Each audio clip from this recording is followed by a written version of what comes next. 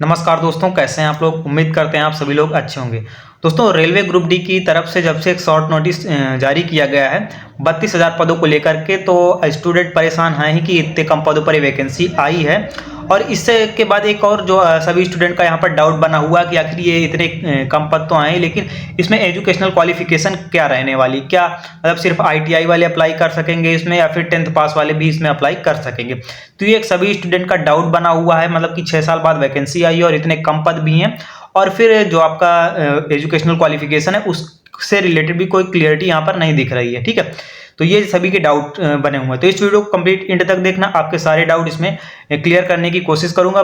तो पूरा वीडियो को एक बार एंड तक जरूर देख लेना। ठीक है, तो देखो, सबसे पहले आप लोग अगर देखें कि इसका जो शॉर्ट नोटिस जारी किया गया है, इस शॉर्ट नोटिस में सीधे मतलब कि एजुकेशनल क्वालिफिकेशन के बारे में बताया कि पोस्ट वाइज जो है आपका educational qualification and medical standard रखा जाएगा। ठीक है, ये शॉर्ट नोटिस में क्लियरली मेंशन हो रखा है। लेकिन अभी भी सभी का यहाँ पर डाउट क्लियर नहीं हो रहा कि आखिर मतलब कि 10th पास वाले भी के लिए कोई पोस्ट होगी या नहीं होगी। ठीक है, तो देखो, मैं आपको नोटिस दिखा रहा हूं जो कि मतलब कि रेलवे भर्ती बोर्ड की तरफ से ही लगभग ये 22 अक्टूबर को जारी किया गया था नोटिस। ठीक है, तो इस नोटिस में यहाँ पर क्लियर किया गया था कि आखिर लेवल 1 की जो भर्ती होंगी उनके लिए एजुकेशनल क्वालिफिकेशन क्या रहने वाला है। यहाँ पर आप लोग नोटिस भी इसमें देख सकते हैं।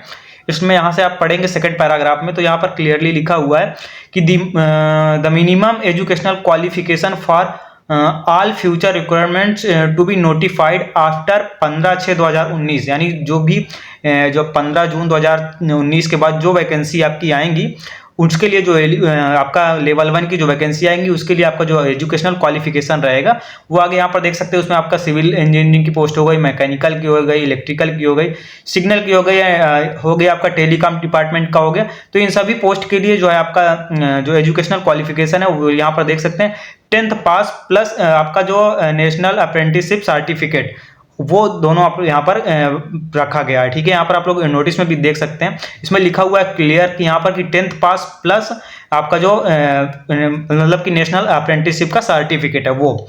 और अगर आपके पास मतलब कि अप्रेंटिसशिप का सर्टिफिकेट नहीं है तो आपके साथ पास यहाँ पर 10th पास प्लस ITI जरूर होना चाहिए। तो ये चीजें यहाँ पर बताई गई हैं जो कि लेवल 1 के लिए जितनी भी वैकेंसी यहाँ पर होंगी। यहाँ पर आप लोग नीचे भी यहाँ पर एक हेडिंग भी लिखी होगी, ऑल एस्पायरिंग कैंडिडेट में please note the above and probability accordingly. ठीक है, तो यहाँ पर ये चीजें यहाँ पर क्लियर कर दी गई, मतलब कि जो भी आपकी आप वैकेंसी आएंगी उसमें यहाँ पर 10th पास प्लस ITI और या फिर आपका 10th पास के साथ साथ आपके पास नेशनल अप्रेंटिसशिप का यहाँ पर सर्टिफिकेट होना चाहिए। तो ये चीजें इस नोटिस इसमें क्लियर की गई है। ये नोटिस अभी का नहीं, मैं आप लोगों को ये भी क्लियर कर दूं, ये आपका 22 अक्टूबर को रेलवे की तरफ से एक नोटिस जारी किया गया था, तो वो उस नोटिस में क्लियर किया गया था। तब ये आपकी ग्रुप डी की वैकेंसी नहीं आई, का नोटिफिकेशन नहीं जारी किया गया था। ठीक है, ग्रुप डी की वैकेंसी का भी नोटिफिकेशन आया है और इसमें भी जो आपका एजुकेशनल क्वालिफिकेशन को लेकर के बात की गई है वो यहाँ पर लिख दिया गया कि पोस्ट वाइज जो है आपका एजुकेशनल क्वालिफिकेशन और मेडिकल स्टैंडर्ड रखा जाएगा।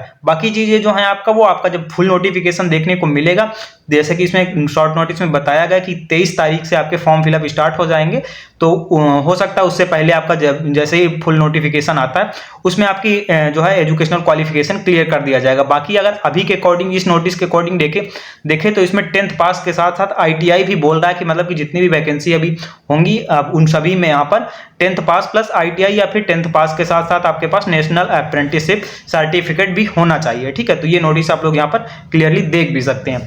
तो यही अपडेट देनी थी आप लोगों को। आई होप आप लोगों को सारी चीजें क्लियर हो गई होंगी। और रही बात आप लोगों का एक और भी डाउट है, क्या वैकेंसी बढ़ेंगी या फिर नहीं बढ़ेंगी, तो इससे रिलेटेड यहाँ पर मतलब कि ट्विटर पर तो काफी सारा प्रोटेस्ट भी हुआ है। और एक यहाँ पर आप लोग ये भी देख सकते हैं, जो आपका अखिल भारतीय रेल कर्मी महासंघ है उसकी तरफ से एक मतलब कि पत्र भी लिखा गया है यहाँ पर रेलवे भर्ती बोर्ड को लेकर के। उस पर यहाँ पर आप मेन पॉइंट में बात करता हूँ जो यहाँ पर मेन हमारे लिए है। तो यहाँ पर देख सकते हैं कि इस पॉइंट को आप लोग यहाँ पर देखेंगे, पॉइंट 3 में ही है। यहाँ पर देख सकते हैं कि ये पॉइंट आप लोगों को मैं सर्कल कर देता हूँ, इसको देख लीजिए ध्यान से। यह भी ध्यान देने योग्य है कि रेलवे बोर्ड ने 17 दिसंबर 2024 के पत्र संख्या यहाँ पर दी गई है के माध्यम से हाल ही में जो केंद्रीकृत रोजगार अधिकृत के तहत के लेवल 1 के पदों के लिए लगभग 32,438 रिक्तियों को अधिसूचित किया है। यह आंकड़ा पहले से आंकी गई 75,000 रिक्त पदों की आवश्यकता से के बिल्कुल विपरीत है।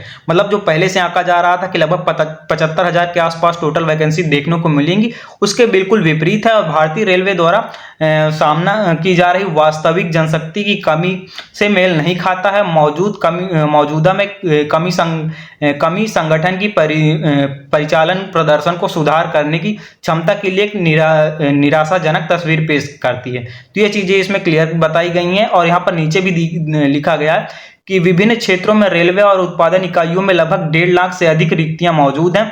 यह स्पष्ट है कि लेवल 1 में यहाँ पर 32,438 पदों को भरना जनशक्ति संकट को दूर करने के लिए पर्याप्त नहीं होगा। तो ये चीजें इसमें क्लियर की गई कि जो आपका 32,000 पदों पर वैकेंसी आई है, ये जरूरत के हिसाब से बहुत ही कम है। इनको बढ़ाया जाए, लगभग 75,000 के आसपास भर्तियां देनी चाहिए। तो ये चीजें इसमें क्लियर की गई हैं। बाकी देखते हैं फुल नोटिफिकेशन में क्या इससे रिलेटेड अपडेट निकल कर आती है। अभी तो मतलब उतने चांसेस नहीं लग रहे हैं कि अब ये पद बढ़ सकते हैं। बाकी देखते हैं फुल नोटिफिकेशन में क्या आता है। और जैसा कि आप लोगों के डाउट था कि मतलब कि एजुकेशनल क्वालिफिकेशन को लेकर के, वो भी मैंने यहाँ पर क्लियर कर दिया है। तो आई होप आप लोगों को सारी चीजें यहाँ पर क्लियर हो गई होंगी। ठीक है, अगर अभी भी कोई डाउट है किसी चीज से रिलेटेड तो कमेंट करके पूछ सकते हैं। बाकी मिलते हैं किसी नए अपडेट के साथ, तब तक के लिए bye bye, take care and जय हिंद दोस्तों।